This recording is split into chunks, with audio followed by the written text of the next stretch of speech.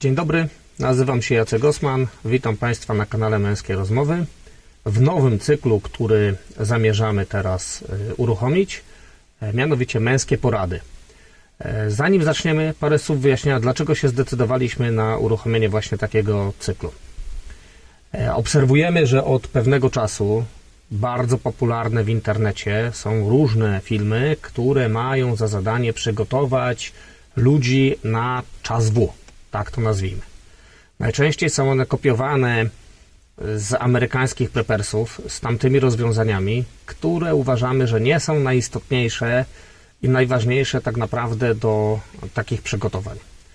Tutaj jako taki symbol może być słynny plecak ucieczkowy, zareklamowany mocno przez obecnego ministra obrony narodowej Kosiniaka-Kamysza, który sam stwierdził, że używa i ma. I widzimy miliony filmów na temat tego, jak należy taki plecak ucieczkowy sobie spakować, co w tym plecaku ucieczkowym powinno się znajdować i tak dalej. Otóż uważamy, że to ma trzeciorzędne znaczenie, gdyż nawet przy ucieczce takie rzeczy jak plecak ucieczkowy są w którejś tam kolejności. I za chwilkę o tym powiemy trochę szerzej. Cały ten nasz cykl porad na czas W będziemy chcieli podzielić na takie 3 części. Pierwszy cykl filmów będziemy chcieli poświęcić ucieczce w razie zagrożenia wojennego, przy czym od razu chcemy powiedzieć, że w naszej filozofii ucieka ten, kto nie może walczyć. Uważamy, że powinny uciekać kobiety, powinny uciekać dzieci, powinny uciekać osoby starsze, seniorzy oraz tacy ludzie, którzy z różnych powodów nie mogą podjąć walki, choćby swojej niepełnosprawności.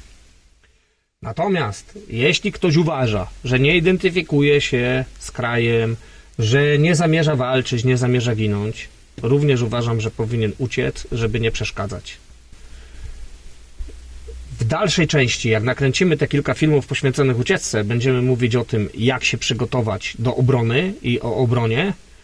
I następnie będziemy też mówić o przetrwaniu w warunkach długotrwałego konfliktu, czyli problemów z jedzeniem, problemów z termiką, z ogrzewaniem, z pozyskaniem wody i różnych innych rzeczy, które w ramach konfliktu zbrojnego mogą się wydarzyć. Od razu mówię, że będziemy też mówić dużo o rozwiązaniach nietypowych, których nie ma w innych poradnikach.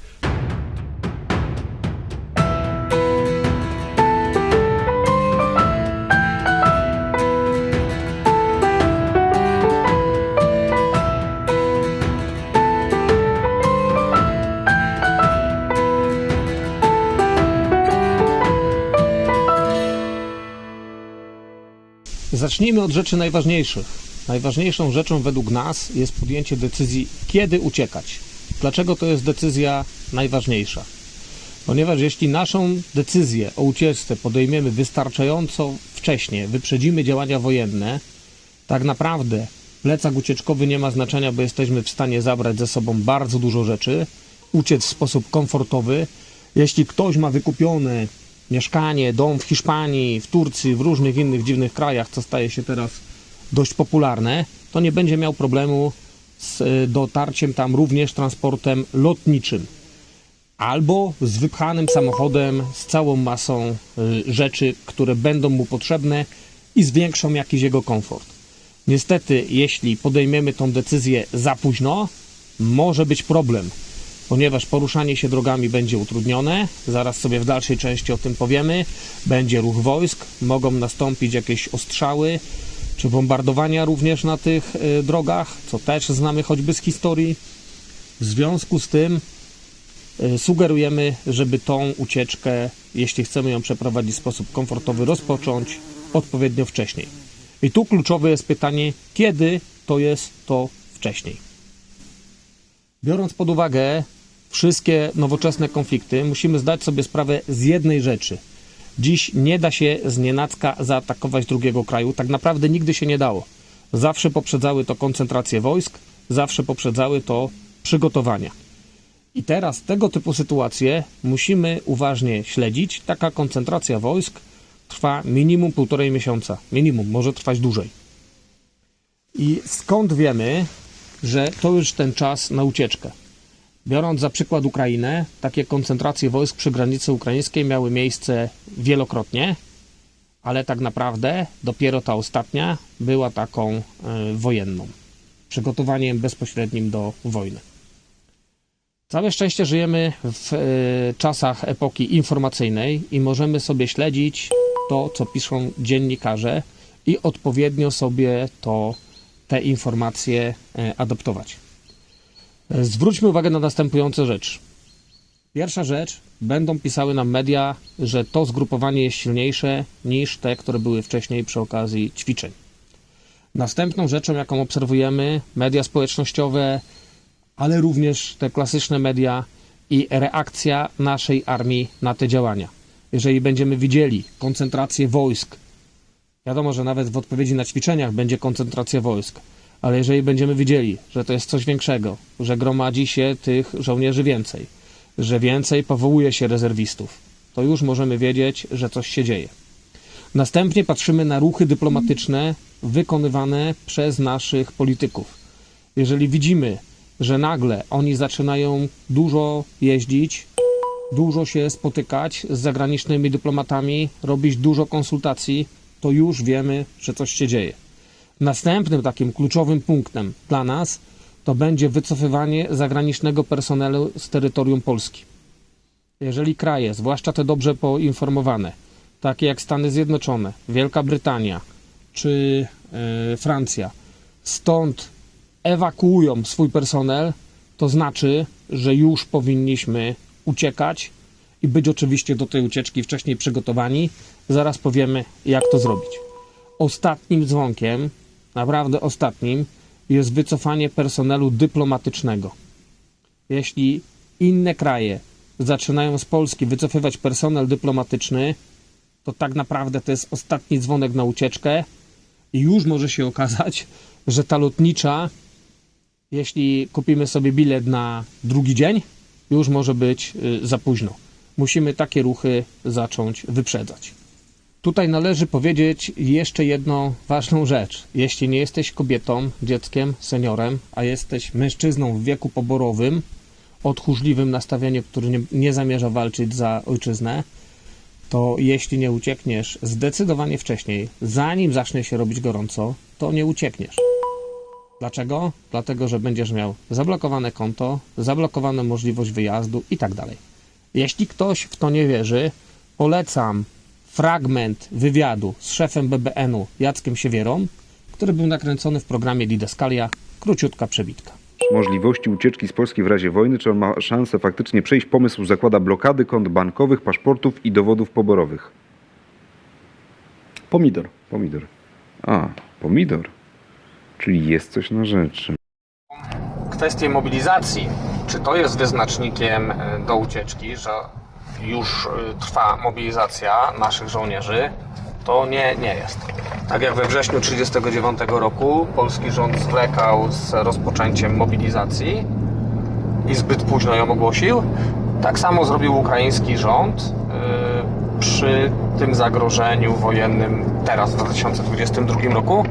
Też nie chcieli straszyć opinii publicznej i też nie chcieli szybko przeprowadzić mobilizacji, żeby nie wybuchła panika społeczna. Aczkolwiek jeśli wcześniej zablokuje się możliwość wyjazdu z kraju i korzystania z konta, korzystania z paszportu i tak dalej, to być może ta mobilizacja będzie ogłoszona wcześniej, tylko to nic nie zmienia, jeśli chodzi o możliwość ucieczki.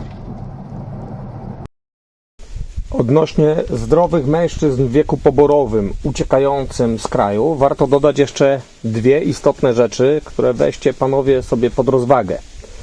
Pierwsza rzecz, gdzie w waszym wypadku uciekać? Ewentualny konflikt Polski będzie konfliktem z państwami NATO.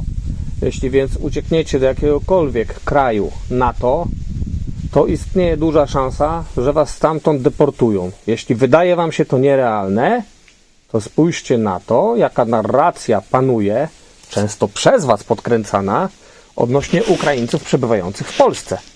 Dlaczego oni nie walczą?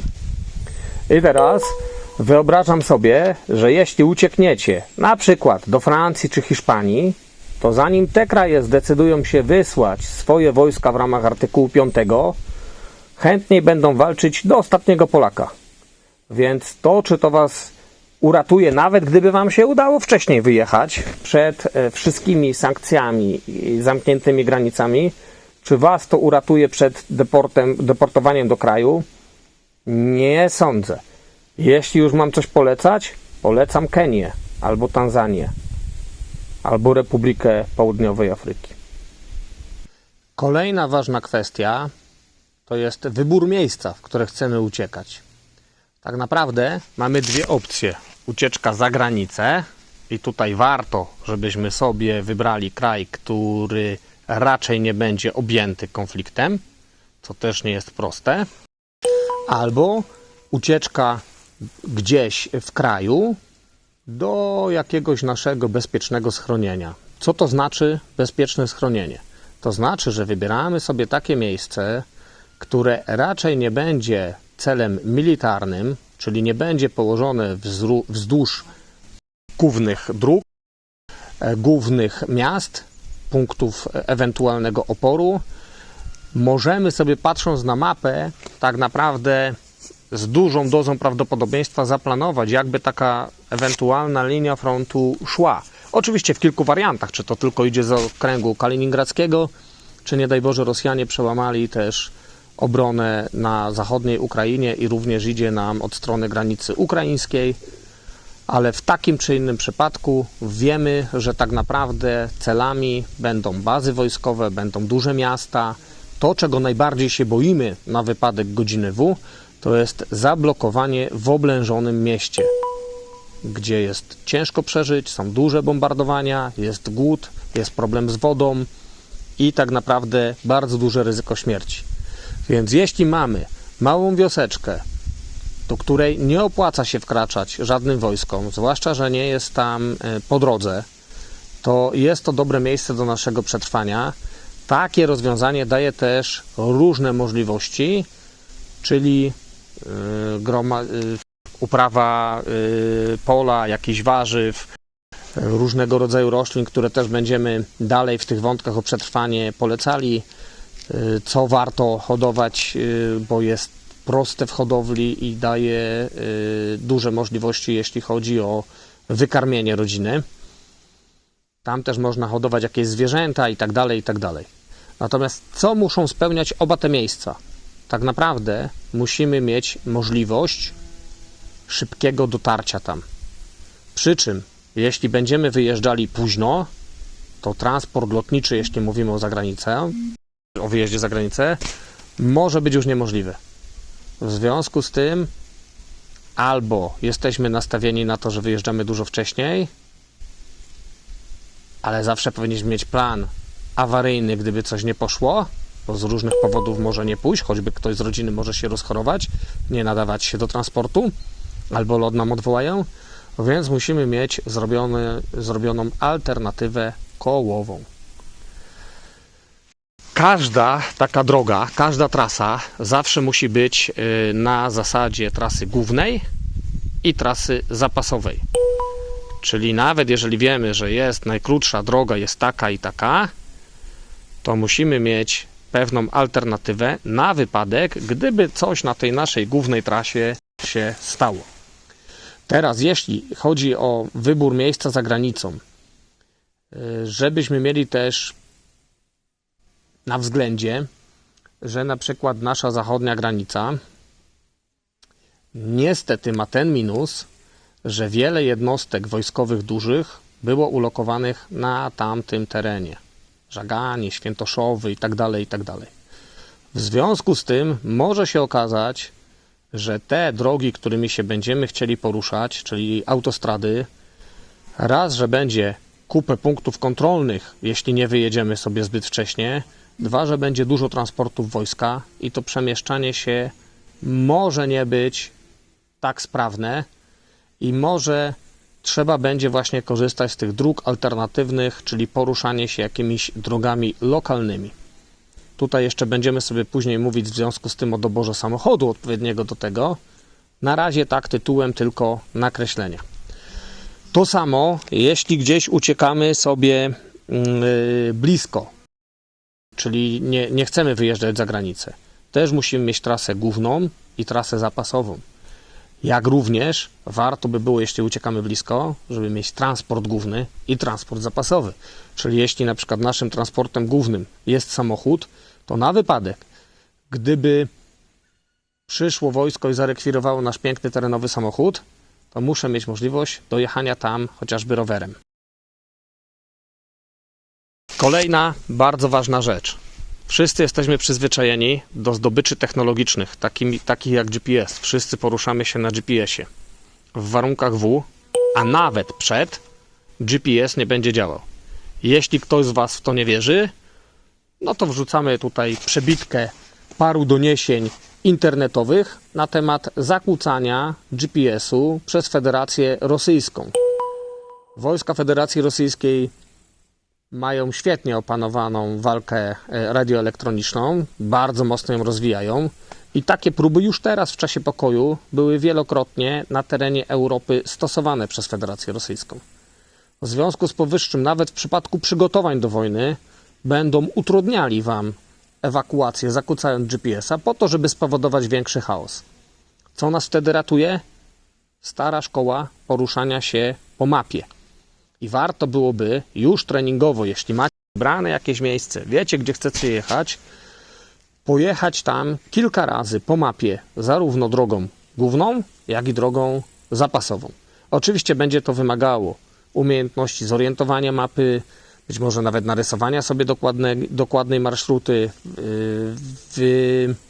wyszczególnienia punktów charakterystycznych, po których się będziecie gdzieś tam poruszać, ale zakładajmy z góry, że GPS będzie pełnił rolę pomocniczą, bo prawdopodobnie nie będziecie mogli z niego skorzystać. Ostatnia kwestia, którą chcielibyśmy poruszyć w tym filmiku, który ma charakter wprowadzający, bo w kolejnych będziemy wchodzić w te tematy troszeczkę głębiej, to jest kwestia tego, czy uciekamy sami, czy z kimś. Wszystkie te koncepcje samotnego wilka, który gdzieś tam sobie siedzi w lesie i z procy zabija ptactwo i wrogów ojczyzny i tak dalej, ja bym włożył między bajki. Po pierwsze, nie ma tutaj tak przepastnych lasów i takich miejsc, żeby sobie samemu gdzieś tam przebywać. Trzeba by znaleźć naprawdę takie miejsce, które byłoby oddalone od cywilizacji, żeby nawet osoby postronne Was nie znalazły, no Bieszczady może dawałyby takie możliwości, i gdzie by również nie było, myślę, że ruchów partyzanckich to już nie będzie po lasach przy dzisiejszej technologii, ale jakichkolwiek, nie wiem, nawet działań zaczepnych armii, bo wtedy w poszukiwaniu żołnierzy mogą po prostu znaleźć takiego samotnego wilka. Generalnie jestem zwolennikiem, żeby uciekać w grupie. Dlaczego? Dlatego, że daje nam to dużo większe możliwości. Raz, że możemy korzystać z umiejętności, jakie mają określone osoby w grupie. Gdyby tak się zdarzyło, że jedna z nich będzie ratownikiem medycznym, a druga mechanikiem na przykład, a uciekacie samochodem, a trzecia jeszcze świetnie gotuje, no to już wiadomo, że następuje efekt synergii. Poza tym musimy sobie zdawać sprawę, że jeśli chodzi o czas wojenny, zaczyna być bardzo duże zagrożenie ze strony drugiego człowieka. I nie chodzi nam tutaj o wroga, agresora, chodzi nam o każdego innego człowieka, który będzie chciał zabrać nasze zasoby. Jeśli kupimy sobie piękny plecaczek ucieczkowy, bo są dedykowane, wręcz podpisane, do czego one służą, modułowe i tak dalej, to miejmy świadomość, że to ten plecak ktoś będzie chciał nam za chwilę zabrać. I to samo dotyczy wszelkich naszych zasobów. Może się okazać, że ktoś będzie chciał nas wysadzić z naszego samochodu, zabrać nam nasz plecak, pozbawić nas pieniędzy i tak dalej, i tak dalej. W związku z tym dalej w filmach będziemy mówić też o tym, jak należy wyglądać, w co się ubierać, co ze sobą zabierać, w jaki sposób chować swoje zasoby. Ale na razie, tak tytułem wstępu, warto wiedzieć, że jeżeli będzie nas kilka osób, mamy jakąś większą szansę na obronienie się. Też nie stajemy się tak łatwym celem, jak matka z 2 dzieci. I Oczywiście ilość tej grupy też ma znaczenie. Jeśli ta grupa będzie za duża, no to znowu powodujemy bezwładność. Przyjdzie nam przejść coś pieszo, a może tak być, że będziemy musieli porzucić samochód. Być może będzie tak, że będziemy musieli przejść przez przejście piesze, albo jeszcze jakąś tam trasę wykonać wcześniej, bo nam braknie na przykład benzyny. I wtedy, jeśli ta grupa jest za duża, no to niestety zawsze znajdzie się też ktoś, kto będzie tą grupę opóźniał, kto będzie od tej grupy odstawał, w związku z czym sugeruję, żeby uciekać na kilka samochodów. To daje też taką możliwość, że jeżeli jeden samochód się zepsuje, ściaśnimy się, przesiądziemy się do drugiego, jakoś damy radę podróżować, więc warto, żeby te samochody też nie były zapakowane do końca. Jak są 5-osobowe, to 5 osób, nie? Czyli fajnie jest, jeżeli mamy 1-2 miejsca wolne właśnie na tego typu przypadki. Dobrze jest, jeżeli w tej grupie mamy określony podział ról, co też musimy sobie wcześniej ustalić z tymi osobami i też musimy ich nauczyć wszystkich rzeczy, o których wcześniej mówiliśmy, typu nawigacja po mapie, dokładna topografia tego miejsca, to czego od nich będziemy oczekiwać i tak dalej, i tak dalej. Myślę, że tytułem wstępu to tyle. W kolejnym filmie zajmiemy się już bardziej szczegółami, nie na wypadek ucieczki,